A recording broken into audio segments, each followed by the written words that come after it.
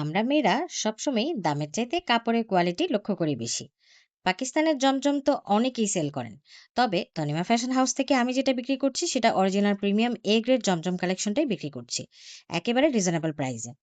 আরও নতুন নতুন কালেকশনের আপডেট পেতে চ্যানেলটা সাবস্ক্রাইব করতে ভুলবেন না।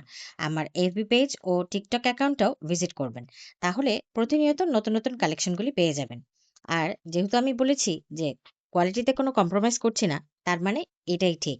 আর একবার আমার কাছ থেকে যদি আপনারা ড্রেসটা নিয়ে দেখেন এবং পরে যদি আরাম পান, অবশ্যই আমাকে কমেন্ট করতে ভুলবেন না।